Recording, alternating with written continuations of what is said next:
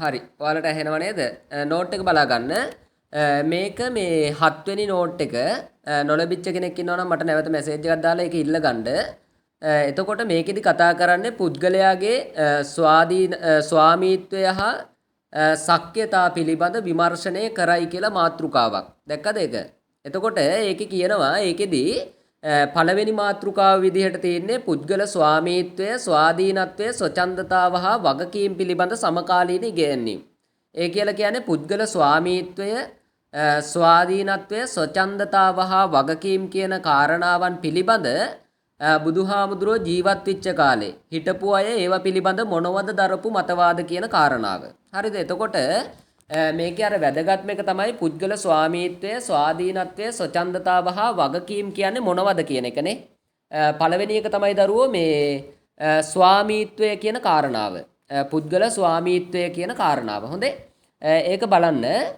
පුද්ගල ස්වාමීත්වය කියලා කියන්නේ දරුවෝ මේ තමන්ට තමා හැර වෙනත් ස්වාමියෙකු හෝ තමන් පාලනය කරන අදෘශ්‍යමාන බලවේගයක් හෝ නොපවතින බව.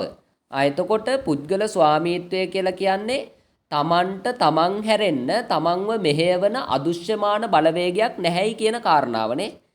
එතකොට බුදුහාමුදුරුවෝ ඉන්දියාවේ පහළ වෙන කාලේ වෙනකොට බුදුහාමුදුරුවෝ ජීවත් වෙන කාලය වෙනකොට අර බ්‍රාහ්මණ ඉගැන්වීම්, ඊශ්වර නිර්මාණවාදයේ කියන කාරණාවන් එක්ක මොකෝ වෙලා තිබුණේ? පුද්ගල ස්වාමීත්වය කියන කාරණාව නැති වෙලා තිබුණානේ. ඒ කියන්නේ පුද්ගලයා මවලා එයාව මෙහෙවන්න වෙනම අදෘශ්‍යමාන දෙවි කෙනෙක්, මහා බ්‍රහ්මයෙක් ඉන්නවාය කියන විශ්වාසය තමයි ඒ කාලේ වෙනකොට තිබුණේ. එතකොට ස්වාමීත්වය කියලා කියන්නේ තමන්ට තමන් හැර තමන්ව මෙහෙයවන අදෘශ්‍යමාන බලවේගයක් නැහැයි කියන කාරණාව. තේරුණාද? පුද්ගල ස්වාමීත්වය කියලා කියන්නේ තමන්ට තමන් හැර තමන්ව මෙහෙයවන අදෘශ්‍යමාන බලවේගයක් නැහැයි කියන කාරණාව. තේරුණාද හුසෙන්? එතකොට බුදුහාමුදුරුවෝ උපදින කාලේ වෙනකොට මොකෝ කිව්වේ? තමන්ට හිතුමතේට වැඩ කරන්න බෑ. මොකෝ වෙලා තිබුණේ? අර ඊශ්වර නිර්මාණවාදය, බ්‍රාහ්මණ ඉගැන්වීම් මේ කියන කාරණා එක්ක පුද්ගල ස්වාමීත්වය කියන එක නැති වෙලා තිබුණා. හරිද? එතකොට පුද්ගල ස්වාමීත්වය කියලා කියන්නේ තමන්ට තමන් හැර තමන් පාලනය කරන අදෘශ්‍යමාන බලවේගයක් නැහැයි කියන කාරණාව. හරිද? ඊගාවට ස්වාධීනත්වය කියලා කියන්නේ නිදහස්ව තමන්ගේ කැමැත්ත අනුව කටයුතු කිරීමේ හැකියාව. එතකොට සමකාලීන, ඒ කියන්නේ බුදුහාමුදුරුවෝ ජීවත් වෙන කාලය වෙනකොට මෙන්න මේ කියන ස්වාධීනත්වය, ඒ කියන්නේ තමන්ට හිතාමතා නිදහස්ව සිය කැමැත්තට අනුව කටයුතු කිරීමේ අවස්ථාව නැති වෙලා තිබුණානේ. මොකක් අනුවද? බ්‍රාහ්මණ දහමේන මූලික ඉගැන්වීමක් විච්ච ස්වධර්ම කියන කාරණාව මතනේ. එතකොට ස්වධර්මත් එක්ක මොකෝ වෙලා තිබුණේ? ස්වධර්ම කියලා කියන්නේ අර පුද්ගලයාට උපතත් එක්ක උරුම වෙච්ච මේ පැවරිච්ච රාජකාරිනේ. පුද්ගලයාට උපතත් එක්ක පැවරිච්ච රාජකාරි වලට කියනවා සිත්මි මොකක් කියලාද? ස්වධර්ම කියලා. එතකොට මෙන්න මේ ස්වධර්ම කියන සංකල්පයත් එක්ක මොකද්ද නැතිලා තිබුණේ? ස්වාධීනත්වය කියන එක නැති වෙලා තිබුණා. එතකොට ස්වාධීනත්වය කියලා කියන්නේ නිදහස්ව හිතලා තමන්ගේ කැමැත්ත පරිදි කටයුතු කිරීමේ හැකියාවනේ. එතකොට තමන්ගේ කැමැත්ත පරිදි කටයුතු කරන්න හැකියාවක් ලැබුණේ නැහැ බ්‍රාහ්මණ දහමෙන ස්වධර්ම කියන කාරණාවත් එක්ක. නේද? එතකොට ස්වාමීත්වය කියලා කියන්නේ තමන්ට තමන් හැර තමන්ව මෙහෙයවන අදෘශ්‍යමාන බලවේගයක් නැහැයි කියන කාරණාව. ඊගාවට ස්වාමීත්වය කියලා කියන්නේ තමන්ගේ කැමැත්තට අනුව කටයුතු කිරීමේ හැකියාව. ඊගාවට ස්වච්ඡන්දතාවය කියලා කියනවා තමන්ගේ කැමැත්තට අනුව හොඳ නරක තමන් විසින්ම තීරණය කරලා ක්‍රියාත්මක කළ හැකි බව. නේ? එතකොට ස්වච්ඡන්දතාවය කියලා කියන්නේ හොඳ නරක තමන් විසින්ම තේරුම් අරගෙන මොකෝ කරන්නේ? ඒ අනුව ක්‍රියාත්මක වෙන එකට කියනවා දිල්ෂාන් මොකක් කියලාද? තේමාලංකාර හාමුදුරුවෝද? සුබෝධ අලංකාර හාමුදුරුවනේ. එතකොට ස්වාධීනත්වය කියලා කියන්නේ මේ ස්වච්ඡන්දතාවය කියලා කියන්නේ මොකක්ද? තමන්ගේ කැමැත්තට අනුව හොඳ නරක තමන් විසින්ම තීරණය කරලා ක්‍රියා කළ හැකි කියන කාරණාව. හරිද? එතකොට දැන් අහන්න ස්වාමීත්වය කියලා කියන්නේ තමන්ට තමන් හැර අදෘශ්‍යමාන බලවේගයක් නැහැයි කියන කාරණාව. එතකොට සමකාලීන කාලේ වෙනකොට බුදුහාමුදුරුවෝ ජීවත් වෙන කාලේ වෙනකොට ඔය කියන කාරණාව මොකද්ද? පුද්ගල ස්වාමීත්වය. ඒ කියන්නේ තමන්ට තමන් හැර අදෘශ්‍යමාන බලවේගයක් දෙවි කෙනෙක් නැහැයි කියන කාරණාව නැති වෙලා තිබුණේනේ. එතකොට මිනිස්සු වැඩ කරේ කාට අනුවද? මහා බ්‍රහ්මයාට අනුව තමයි මිනිස්සු වැඩ කරේනේ. එතකොට ඔය කියන කාරණාව බුදුහාමුදුරුවෝ ජීවත් වෙන කාලය වෙනකොට නැති වෙලා තිබුණා. ඊගාවට ස්වාධීනත්වය කියලා කියන්නේ තමන්ටම නිදහස්ව හිතලා තමන්ගේ කැමැත්තට අනුව කටයුතු කිරීමේ හැකියාව.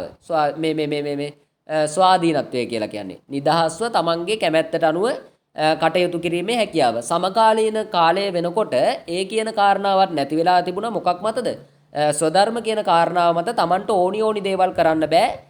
බ්‍රාහ්මණ දහමෙන ස්වධර්මත් එක්ක ස්වධර්මවලට අනුකූලව තමයි කටයුතු කරන්න අවස්ථාවක් හිමි වෙලා තිබුණේ. ඊගාවට ස්වච්ඡන්දතාවය කියලා කියන හොඳ නරක තමන් විසින්ම තේරුම් අරගෙන ඒවා ක්‍රියාත්මක කළ හැකි කියන කාරණාව. හරිද? එතකොට දැන් ඔය කිව්වේ ස්වාමීත්වය කියන එකයි ස්වාධීනත්වය කියන එකයි ස්වච්ඡන්දතාවය කියන එකයි. හරිද?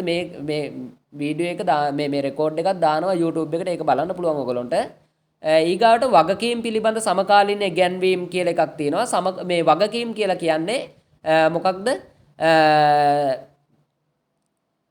තමන් විසින්ම හිතාමතා කරනු ලබන ක්‍රියාවේ වගකීම නේ ඒ ක්‍රියාවේ විපාක තමන්ට පැවරෙනවා කියන කාරණාව. එතකොට තමන් විසින් හිතාමතා කරන ක්‍රියාවේ ඒ කියන්නේ තමන් හිතලා යම්කිසි ක්‍රියාවක් සිද්ධ කළොතින් ඒකේ විපාකය තමන්ට පැවරෙනවා කියන කාරණාව නේ. එතකොට සමහර ආගමික ඉගැන්වීම් තුල මොකෝ උනේ අර සත්‍ශාස්ත්‍රූවරුන්ගේ සමහර අයගේ ඉගැන්වීම් එක්ක සමහර මිනිස්සු පව් කරන්න ලැජ්ජාවක් බයක් තිබුණේ නෑනේ. ඒකට හේතුව තමයි ඒගොල්ලෝ කිව්වේ අර සමහර වෙලාවට මේ හිතලා කරන දේවල් පව් නැහැයි කියලා කිව්වනේ. ඔය කියන කාරණා එක්ක මෙන්න මේ කියන ස්වාධීනත්වය, ස්වාමීත්වය, ස්වච්ඡන්දතාවය හා වගකීම් කියන කාරණාවන් සමකාලීන කාලය වෙනකොට යම්කිසි පසුබෑමකට ලක් වෙලා තිබුණානේ. ඒවා ඔය කියන කාරණාවන්. හරිද? එතකොට ඔයගොල්ලෝ නෝට් එක බලන්න. නෝට් එකේ තියෙන්නේ මොකද්ද කියලා බලන්න. මම ඔය කිව්වේ මේ ස්වාමීත්වය, ස්වාධීනත්වය, ස්වච්ඡන්දතාව හා වගකීම් කියන කාරණාවන් පිළිබඳව සරලව ඔයගොල්ලන්ට කිව්වේ.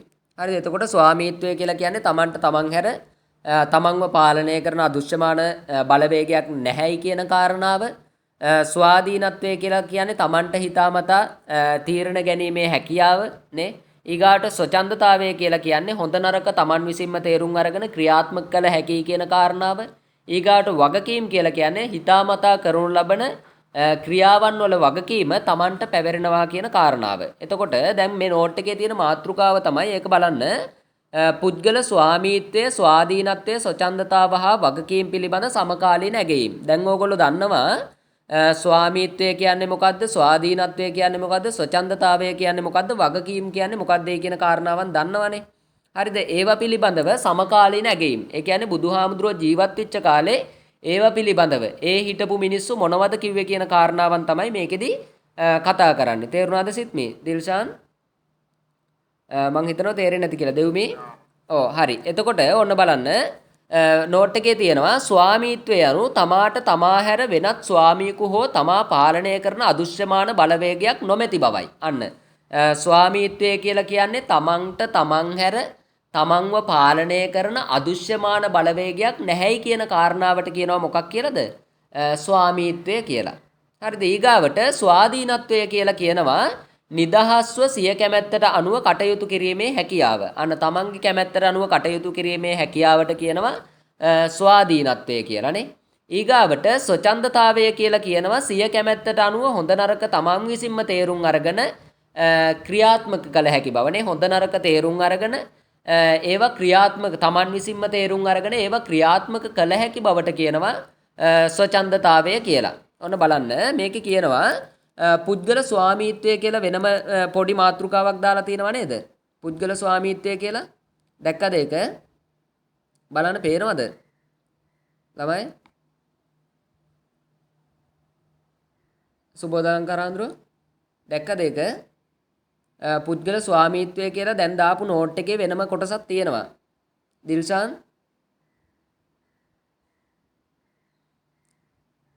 ඉක්මනට හරි. එතකොට ඒකේ පුද්ගල ස්වාමීත්වය කියන එක බලන්න. බුදුරදුන් ලොව පහළ වූ සමයෙහි බාහිර පුද්ගලයෙකුට හෝ බලවේගයකට තම ස්වාමීත්වය පවරා යටහත්ව බැගෑපත්ව යාඥා කිරීම මගින් විමුක්තිය ප්‍රාර්ථනා කිරීම සිරිතක්ව පැවතුණි. අන්න මොකෝ කියන්නේ? බුදුහාමුදුරුව පහළ වන කාලය වෙනකොට බුදුහාමුදුරුව ඉන්දියාවේ ජීවත් වෙන කාලය වෙනකොට මොකද්ද වෙලා තිබුණේ? ස්වාමීත්වය කියන එක. එතකොට ස්වාමීත්වය කියලා කියන්නේ තමන්ට තමන් හැර තමන්ව පාලනය කරන අදෘශ්‍යමාන බලවේගයක් නැහැයි කියන කාරණාව.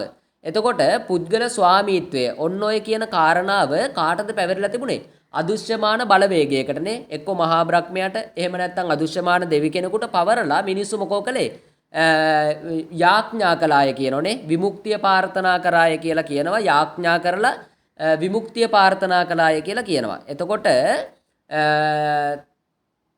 බුදුහාමුදුරුව පහළ වන කාලය වෙනකොට මිනිස්සුන් මේ ස්වාමීත්වය කියන එකනේ.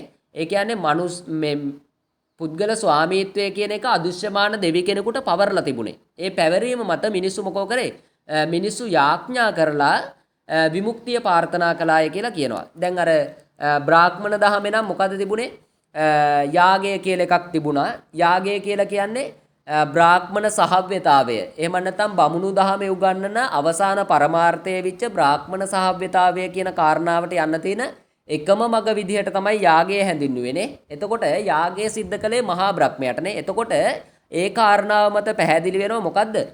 පුද්ගල ස්වාමීත්වය කියන කාරණාවනේ. පුද්ගල ස්වාමීත්වය කියන එක ඒ කාලේ මහා බ්‍රහ්මයාට පවර්ලා තිබුණේ. ඒ තුලින් මහා බ්‍රහ්මයාට යාග හෝම පවත්වලා මහා බ්‍රහ්මයා සතුටු කරලා මේ බ්‍රාහ්මණ සහව්‍යතාවය කියන කාරණාව මිනිස්සු ප්‍රාර්ථනා කරලා තියෙනවා. එතකොට පුද්ගල ස්වාමීත්වය කියන එක තමන්ට තමා හැර අදෘශ්‍යමාන දෙවි කෙනෙක් හෝ බලවේගයක් නැහැයි කියන කාරණාව බුදුහාමුදුරුව පහළ වෙන කාලය වෙනකොට මොකෝ වෙලා තිබුණේ?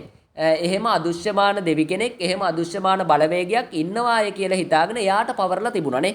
එයාට පවර්ලා තිබුණා. ඊගාවට කියනවා විශේෂයෙන්ම බ්‍රාහ්මණ දහම ඉස්මතුව සිටි මෙම අවදියේ මහා බ්‍රහ්මයා නම් අදෘශ්‍යමාන දෙවියාට යාඥා කරමින් යාග හෝම පවත්වමින් ඔහුව සරණ ගොස් විමුක්තිය සලසා ගත යුතුයයි බමුණන් අවධාරණය කරනු ලැබීය. අන්න මොකෝ උනේ? බුදුහාමුදුරුව ඉන්දියාවේ පහළ වෙන කාලේ වෙනකොට වැඩි වශයෙන්ම තිබුණේ මොන දහමද?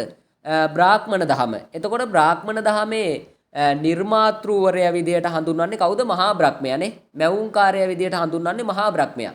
එතකොට මේකෙදි කියනවා දරුවෝ මහා බ්‍රහ්මයාට පුද්ගල ස්වාමීත්වය කියන කාරණාව පවරලා මොකද්ද කළේ? මිනිස්සු යාග හෝම පවත්වලා බ්‍රාහ්මණ සහව්‍යතාවය කියන කාරණාව ප්‍රාර්ථනා කළාලුනේ. බ්‍රාහ්මණ සහව්‍යතාවය කියන කාරණාව ප්‍රාර්ථනා කරලා තිනවා. ඒගොල්ලෝ විමුක්තිය ප්‍රාර්ථනා කරලා තින්නේ කාගේ මතද? අර කියන මහා බ්‍රහ්මයා මත. එතකොට බුදුහාමුදුරුව ඉන්දියාවේ පහළ වන කාලය වෙනකොට මොකෝ වෙලා තිබුණේ?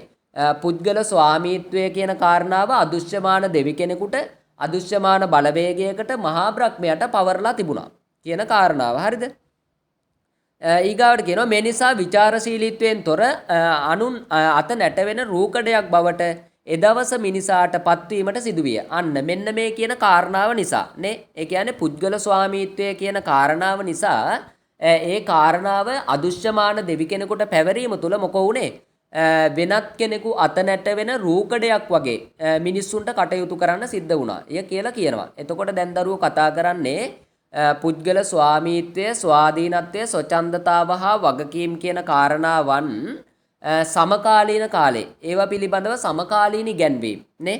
ඒ කියන්නේ බුදුහාමුදුරුවෝ ජීවත් වෙච්ච කාලේ ඒවා පිළිබඳ මොනවද තිබිච්ච ඉගැන්වීම් කියන මාතෘකාව තමයි මේ කතා කරන්නේ.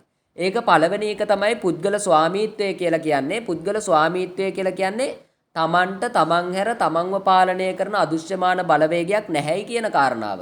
හරිද?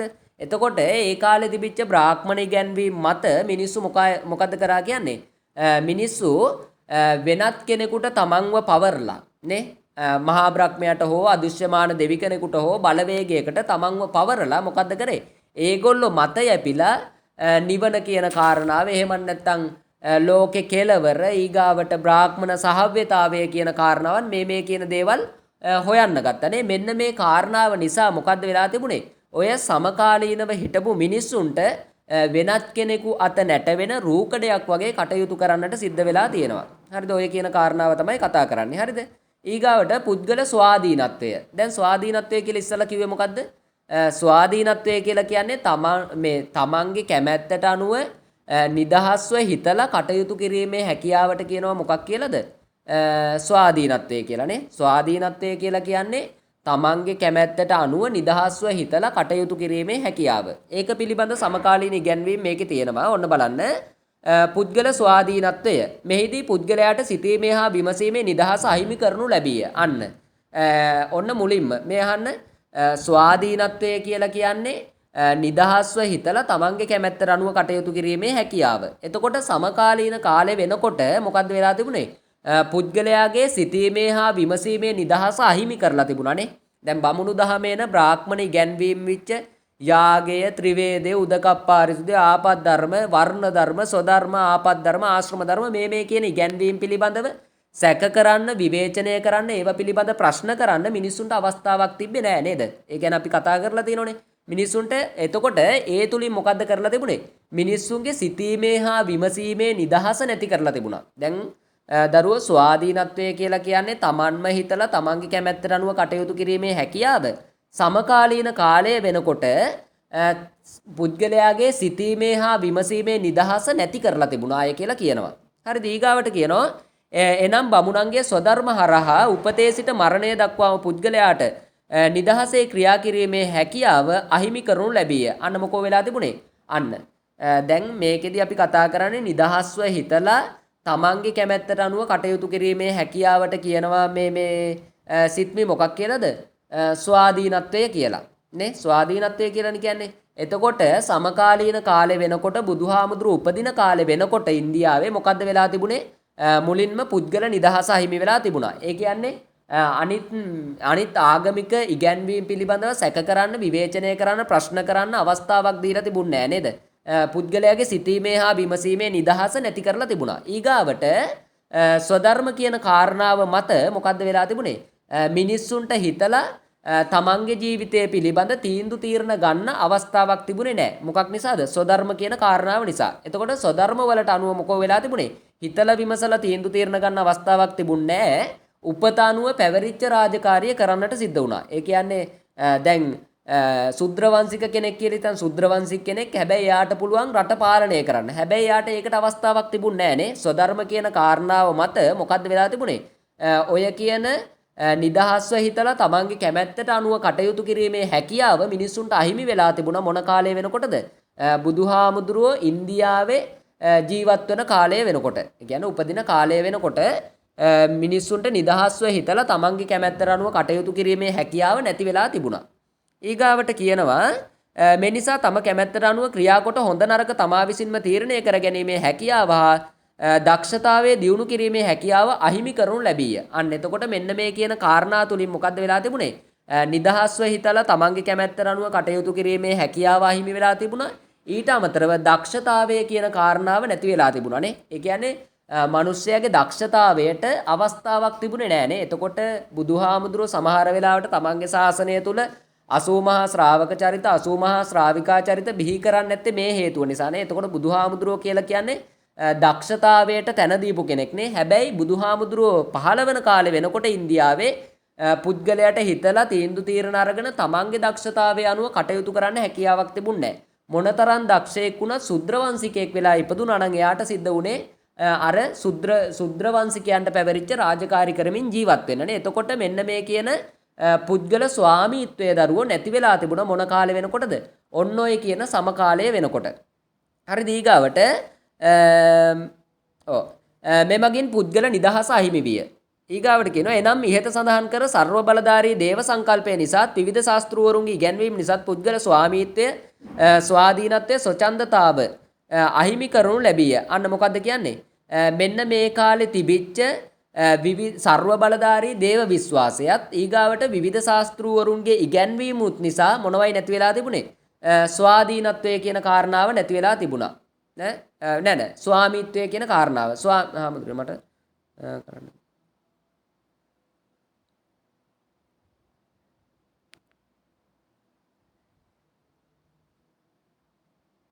හරි දැන් අපි කතා කර හිටියේ මොනවයි මෙන්න මේ කියන පුද්ගල ස්වාමීත්වය කියලා කියන්නේ තමන්ට තමන් හැර අදෘශ්‍යමාන දෙවි කෙනෙක් හෝ බලවේගයක් නැතයි කියන කාරණාව. එතකොට ඒක නැති වෙලා තිබුණානේ. එතකොට මේ බ්‍රාහ්මණ ඉගැන්වීම් එක්ක බමුණු දහමත් එක්ක මිනිස්සුන්ගේ පාලනය කාටේ පැවරිලා තිබුණේ? මහා බ්‍රහ්මයාට පැවරිලා තිබුණා. ඊගාවට පුද්ගල ස්වාධීනත්වය කියන එක තමන්ට හිතාමතා නිවැරදි තීන්දුව తీරන අරගෙන ඒව ක්‍රියාත්මක කිරීමේ හැකියාව නැති වෙලා තිබුණා. තමන්ගේ කැමැත්තට අනුව කටයුතු කිරීමේ හැකියාව නැති වෙලා තිබුණා බ්‍රාහ්මණ දහමෙන ස්වධර්ම කියන සංකල්පය නිසා. ඊගාවට මේකේ කියනවා දරුවෝ මොකද්ද ස්වච්ඡන්දතාව අහිමි කරනු ලැබියා. ස්වච්ඡන්දතාවය කියන කාරණාවත්. ඒ කියන්නේ දැන් ස්වච්ඡන්දතාවය කියලා කියන්නේ මොකක්ද? දරුවෝ ස්වච්ඡන්දතාවය කියලා කියන්නේ තමන්ගේ කැමැත්තට අනුව හොඳ නරක තේරුම් අරගෙන ඒව ක්‍රියාත්මක කිරීමේ හැකියාව. එතකොට ඒ කියන කාරණාවත් නැති වෙලා තිබුණා. මොකක් නිසාද? මෙන්න මේ කාලය වෙනකොට සමකාලීනව ඒ කාලය වෙනකොට තිබිච්ච ඉගැන්වීම් සහ බ්‍රාහ්මණ ඉගැන්වීම් සහ අනිකුත් සත්ශාස්ත්‍රූවරුන්ගේ විවිධ ඉගැන්වීම් ඔය කියන කාරණාවන් නිසා මේ කියන පුද්ගල ස්වාධීනත්වය ස්වාමීත්වය ස්වච්ඡන්දතාවය කියන කාරණාවනුත් වගකීම් කියන කාරණාවනුත් නැති වෙලා තිබුණා. එතකොට ඔන්න බලන්න මේකෙදි කියනවා මීට උදාහරණ ලෙස සත්ශාස්ත්‍රූවරුන්ගේ ඉගැන්වීම් දැක්විය හැකිය. ඔවුන් විවිධ ඉගැන්වීම් ඉදිරිපත් කරනු ලැබිය. උදාහරණ ලෙස ඔන්න. එතකොට සත්ශාස්ත්‍රූවරුන්ගේ විවිධ ඉගැන්වීම් නිසා පුද්ගල ස්වාමීත්වය ස්වාධීනත්වය ස්වච්ඡන්දතාවය කියන මේ කාරණාවන් නැති වෙලා තිබුණලු. ඒකට උදාහරණ විදිහට මෙන්න මේ ශාස්ත්‍රූවරුන්ගේ කාගේද පූර්ණ කස්සප කියන ශාස්ත්‍රූවරයාගේ ඉගැන්වීම් ඊට අමතරව මක්කලී කෝසාල කියන ශාස්ත්‍රූවරයාගේ ඉගැන්වීම් ඊගාවට අජිත කේසකම්බල කියන ශාස්ත්‍රූවරයාගේ ඉගැන්වීම් ඊගාවට නිගණ්ඨනාද පුත්ත කියන ශාස්ත්‍රූවරයාගේ ඉගැන්වීම් මෙන්න මේ ඉගැන්වීම් උදාහරණ විදිහට පෙන්වන්න පුළුවන්ලු. ඒ කියන්නේ ස්වාමීත්වය ස්වාධීනත්වය ස්වච්ඡන්දතාවය කියන මේ කාරණාවන් නැතිවීම කෙරෙහි බලපාපු සත්ශාස්ත්‍රූවරුන්ගේ ඉගැන්වීම්. හරිද? ඒවා මේ පහලට දාලා තියෙනවා බලන්න හොඳේ. ඔන්න උදාහරණ පූර්ණ කස්සප. එතකොට පූර්ණ කස්සප කියලා කියන්නේ අකිරියවාදී දහමක් උගන්වපු කෙනෙක්නේ. පූර්ණ කස්සපගේ අකිරියවාදී දහම තුල මොකෝ උනේ? පුද්ගල ස්වාමීත්වය ස්වාධීනත්වය ස්වච්ඡන්දතාව කියන මේ කාරණාවන් නැති වෙලා ගියා. එතකොට අකිරියවාදය කියලා කියන්නේ දරුවෝ මොකද්ද? කුසල් හෝ අකුසල් කර්මවල ප්‍රතිවිපාක නැහැයි කියන කාරණාවනේ. කුසල් හෝ අකුසල් වල ප්‍රතිවිපාක නැහැයි කියන කාරණාව තමයි මොකක්ද? අකිරියවාදය කියලා කියන්නේ. එතකොට අකිරියවාදයේ ඉගැන්වුවේ පූර්ණ කස්සප කියන ශාස්ත්‍රූවරයා. ඒ ඉගැන්වීම් තුල මොකෝ උනේ? පුද්ගල ස්වාමීත්වය ස්වාධීනත්වය ස්වච්ඡන්දතාවය කියන මේ කාරණාවන් නැති වෙලා ගියාය කියලා කියනවා. හරිද? ඊගාවට මක්කලී කෝසාල උගන්වලා තියෙනවා නියතිවාදය කියලා එකක්. ඊගාවට අහේතු අප්‍රත්‍යවාදය. ඊගාවට අකිරියවාදය. ඔන්න එතකොට දරුව මේකේ නියතිවාදය කියලා කියන්නේ සියල්ල එක නියතියකට අනුව සිද්ධ වෙනවාය කියලා කිව්වනේ. තමන් උත්සාහවන්ත වුණත් තමන් උත්සාහ නොකරුවත් මොකෝ වෙන්නේ? සුදුසු කාලෙදී හැම දෙයක්ම සිද්ධ වෙනවා. නියතියකට අනුව ඒක අනිවාර්යයෙන්ම සිද්ධ වෙනවාය කියලා කිව්වා. එතකොට නියතිවාදය කියලා කියන්නේ ඒක. ඊගාවට අහේතු අප්‍රත්‍යවාදය කියලා කියන්නේ ස්වභාව නියතියකට අනුව සත්වයාගේ සසර ගමන හා විමුක්තිය සිදුවන බව. එතකොට නියතියකට අනුව මොකද්ද වෙනවා කිව්වේ? පුද්ගලයාගේ සසර ගමන හා විමුක්තිය සිද්ධ වෙනවාය කියලා කිව්වා. ඒ කියන්නේ පුද්ගලයෙක් උත්සාහවන්ත වෙන්න ඕනේ නැහැ විමුක්තියට යන්න. ඒක ඔටෝම සිද්ධ වෙන කාරණාවක් විදිහට තමයි මක්කලී කෝසාල හඳුන්වලා තින්නේ. ඊගාවට අකිරියවාදය කියලා කියන්නේ මොකක්ද? කරනු ලබන කුසල කර්මයන්ගේ ප්‍රතිවිපාක නැහැයි කියන කාරණාව. එතකොට මක්කලී කෝසාලගේ මෙන්න මේ නියතිවාදය, අහේතු අප්‍රත්‍යවාදය, ඊගාවට අකිරියවාදය කියන මෙන්න මේ කාරණාවන් නිසා මොකෝ උනේ? සමකාලීනව පැවතිච්ච ස්වාධීනත්වය ස්වාමීත්වය ස්වච්ඡන්දතාවය කියන මේ කාරණාවන් නැති වෙලා තිබුණා. ඔන්න ඔය කියන කාරණාවන්. හරිද? ඊගාවට අජිත කේසකම්බලිගේ ඉගැන්වීම් තමයි අකිරියවාදය. අකිරියවාදය කියලා කියන්නේ කරනු ලබන කුසල කර්මයන්ගේ ප්‍රතිවිපාක නැහැයි කියන එක. ඊගාවට උච්ඡේදවාදය කියලා එකක් ඉගැන්නුවා. ඒක තමයි මරණින් පසු සත්වයා පඨවි ආපෝ තේජෝ වායෝ ලෙස පෘථුවි තලයට එක්වන බව හා මරණයෙන් මතු පරලොවක් නැතයි කියන කාරණාව. එතකොට උච්ඡේදවාදය කියලා කියන්නේ මරණින් පස්සේ මොකද්ද වෙනවා කියන්නේ?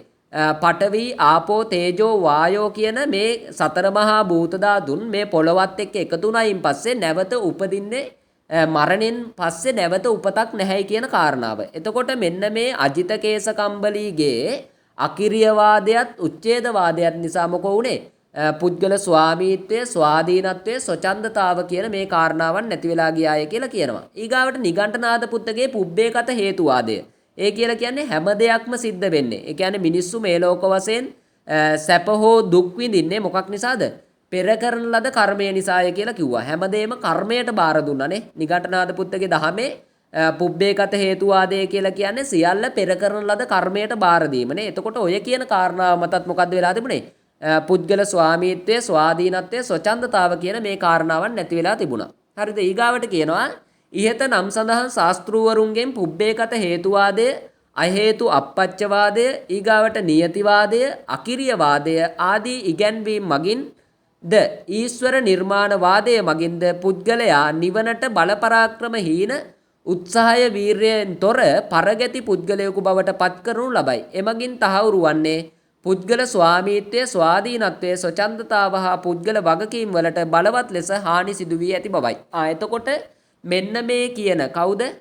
මක්කලී කෝසාල, පූර්ණ කස්සප, අජිතකේස කම්බලි, නිගණ්ඨනාද පුත්ත මේ කියන ශාස්ත්‍රූවරුන්ගේ තිබිච්ච නියතිවාදය, අහේතු අප්‍රත්‍යවාදය, අකිරියවාදය, ඊගාවට පුබ්බේකත හේතුවාදය මේ කියන ඉගැන්වීම් නිසා මොකක්ද වෙලා තිබුණේ? මිනිස්සු උත්සාහවන්ත වුණේ මොකක් කරන්නද? නිවන කියන කාරණාවට යොමු වෙන්නනේ. නිවන කියන කාරණාවට යොමු වෙන්න මිනිස්සු උත්සාහවන්ත වුණේ ඇයි ඒවා ඔටෝම සිද්ධ වෙන දේවල් විදිහට තමයි හැඳින්වුවේ. ඊගාවට මිනිස්සු පින්පව් කුසල් අකුසල් කරන්න පෙළඹුන්නේ ඇයි ඒවා විපාක දෙන්නේ නැහැ. ඊගාවට මරණින් පස්සේ ආය ආත්මභාවයක් නැහැයි කියලා කිව්වා. ඒ නිසා මිනිස්සු පින් කරන්න මහ ලොකු කැමැත්තක් දැක්ුවෙත් නැහැ. එතකොට මෙන්න මේ කියන ශාස්ත්‍රූවරුන්ගේ ඉගැන්වීම් නිසාත් ඊශ්වර නිර්මාණවාදය නිසාත් මොකද්ද වෙලා තිබුණේ? පුද්ගල ස්වාමීත්වයට, ස්වාධීනත්වයට හා ස්වච්ඡන්දතාවය කියන මේ කාරණාවලට විශාල හානියක් සිද්ධ වෙලා තිබුණලු. හරිද? එතකොට දැන් මේකෙදි කතා කරේ දරුවෝ පුද්ගල ස්වාමීත්වය, ස්වාධීනත්වය, ස්වච්ඡන්දතාව කියන කාරණාවන්. එතකොට මේවා සමකාලීනව තිබිච්ච බ්‍රාහ්මණ ඉගැන්වීම් නිසාත් ඊශ්වර නිර්මාණවාදය නිසාත් ඊට අමතරව සත්‍ශාස්ත්‍රූවරුන්ගේ විවිධ ඉගැන්වීම් නිසාත් මොකෝ වෙලා තිබුණේ? පුද්ගල ස්වාමීත්වයට, පුද්ගල ස්වාධීනත්වයට, පුද්ගල ස්වච්ඡන්දතාවයට, පුද්ගල වගකීම් වලට අවස්ථාවක් හිමි වුණේ නැහැ නේ. එතකොට ඒවට විශාල වශයෙන් හානියක් සිද්ධ වෙලා තිනව මොකක් තුලද? මෙන්න මේ කියන සමකාලීනව තිබිච්ච බ්‍රාහ්මණ දහමේ ඉගැන්වීම් නිසා, ඊශ්වර නිර්මාණවාදය නිසා, ඊගාවට සත්‍ශාස්ත්‍රුන්ගේ ඉගැන්වීම් නිසා මේවට විශාල හානියක් සිද්ධ වෙලා තියෙනවා. හරිද? ඇහුණද? එතකොට මේ කියන ඉගැන්වීම් නිසාත් මේවට දරුවෝ විශාල හානියක් සිද්ධ වෙලා තියෙනවායි කියන කාරණාව. හරිද? ඒක තේරුණාද? දිල්ෂාන්?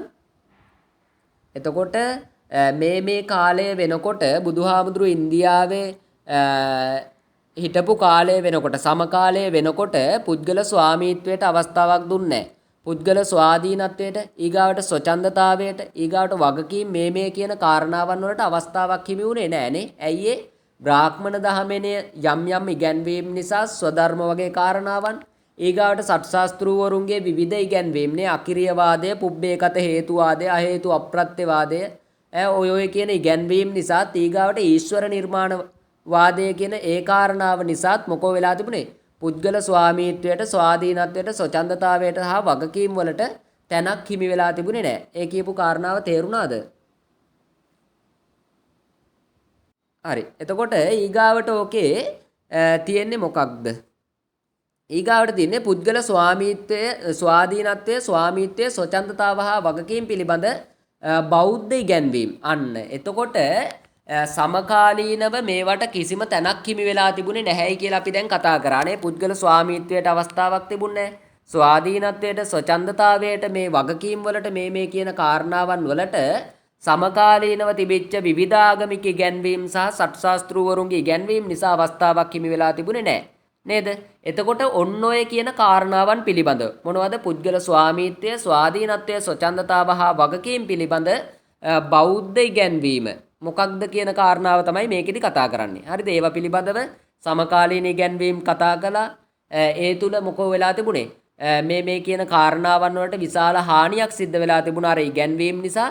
ඊගාවට ඔය කියන පුද්ගල ස්වාමීත්වය, ස්වාධීනත්වය, ස්වච්ඡන්දතාව හා වගකීම් කියන කාරණාවන් පිළිබඳ බෞද්ධ ඉගැන්වීම කියන මාතෘකාව. ඒක බලන්න.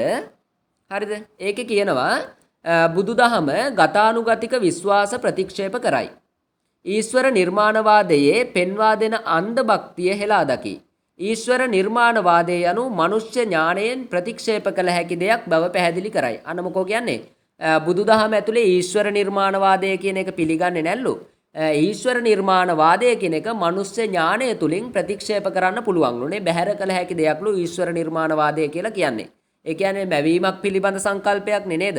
ඊගාවට කියනවා ලෝවසන බුද්ධිමත්ම සත්වයා වූ මිනිසාට ස්වාධීන එනම් නිදහස්ව සිතා විමසා කටයුතු කර විමුක්තිය සලසාගත හැකි බව බුදුදහම පිළිගනී.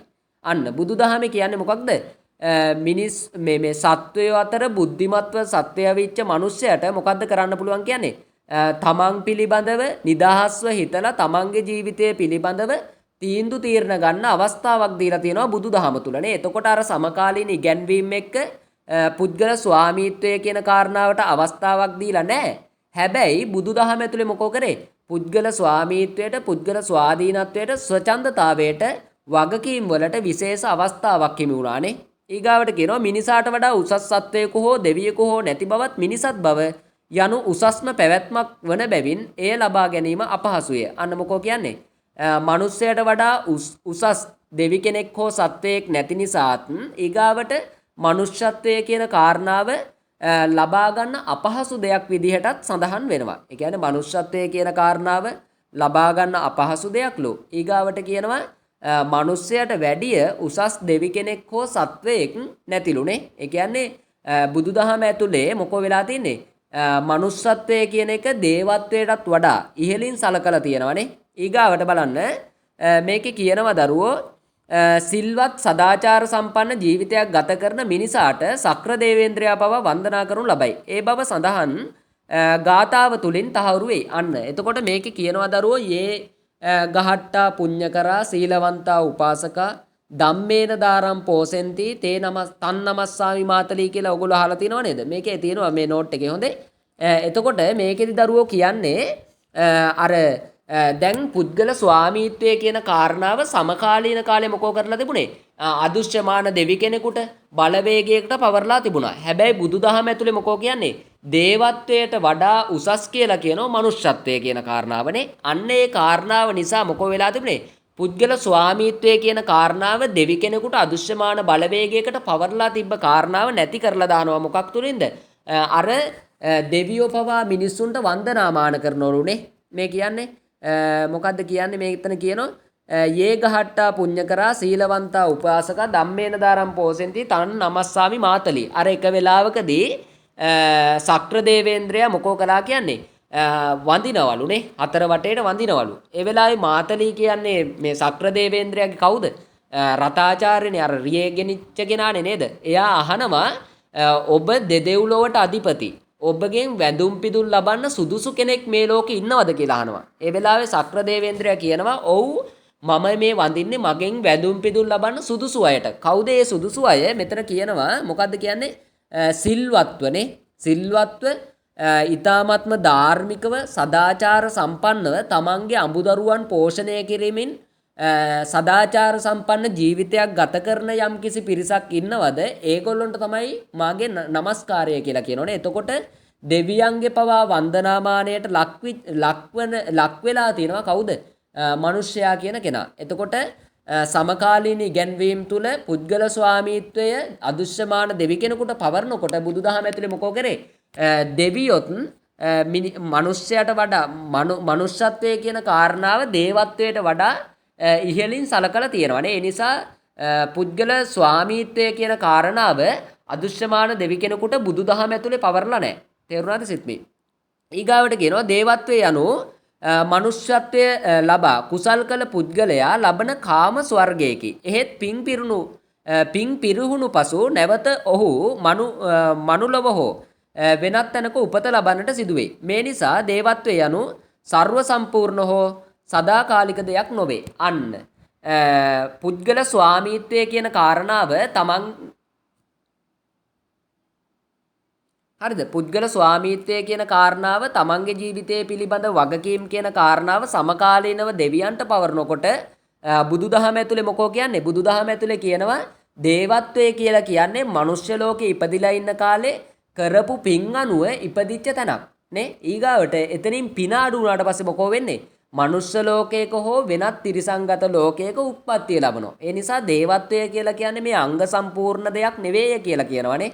අංග සම්පූර්ණ දෙයක්වත් සදාකාලික දෙයක්වත් නෙවෙයි දේවත්වය කියන කාරණාව කියලා බුදුදහමේ සඳහන් වෙනවා. ඊගාවට කියනවා බුදුදහම මිනිස්යා අන් සියලු සත්වයන්ට වඩා උසස්සේ අවධාරණය කරනුයේ සම්මා සම්බුද්ධත්වය මිනිස්සෙකුට පමණක් ලබාගත හැකි වන නිසාය. මාර්ගඵල ලබාගත හැකි වනුයේ මිනිස්්‍ය බව ලැබීමෙනි.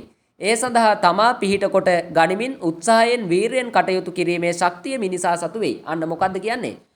පුද්ගල ස්වාමීත්වය කියන කාරණාව අදුෂ්‍යමාන දෙවි කෙනෙකුට පවර්ලා තිබ්බ කාලයක බුදුහාමුදුරුවෝ මනුෂ්‍යත්වයේ කියන එක දේවත්වයට වඩා ඉහළින් අගය කරනවානේ. ඒකට හේතුව තමයි සම්මා සම්බුද්ධත්වය කියන කාරණාවට ළඟා වෙන්න පුළුවන් මිනිස්සෙකුට විතරයි නේ. සම්මා සම්බුද්ධ කියලා කියන්නේ දැන් ඉන්නවනේ සම්මා සම්බුද්ධ, පච්චේක බුද්ධ, අරහන්ත බුද්ධ කියලානේ. මේ අරහත් කියලා.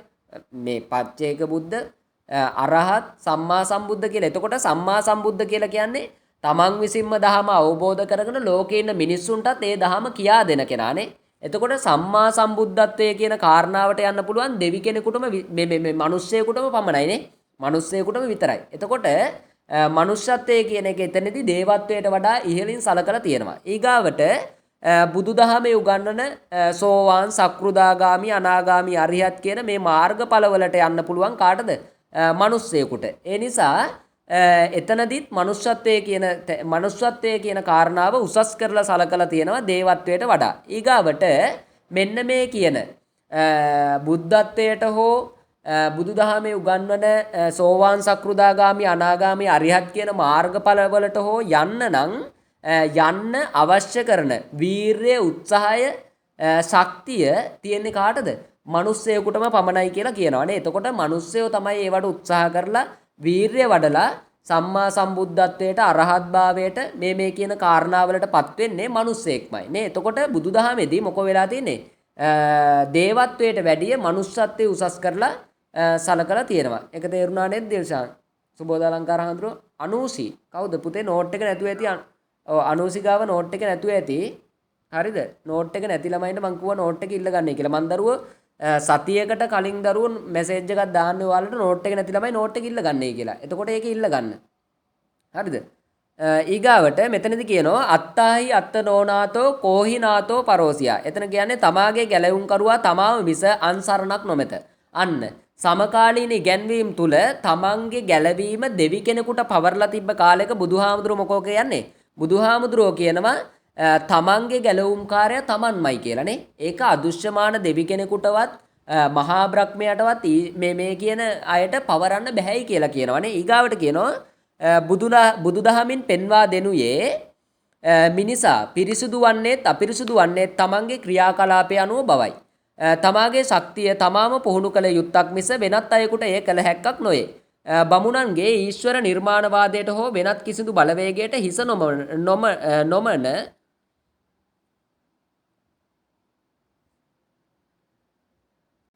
හරි ඊශ්වර නිර්වාණවාදයට හිස නොනමා තම පරම විමුක්තිය වන නිවන සලසා ගැනීමේ ශක්තිය මිනිසාට ඇති බව බුදුදහමින් තහවුරු කරයි. අන්න මොකෝ වෙලා තින්නේ?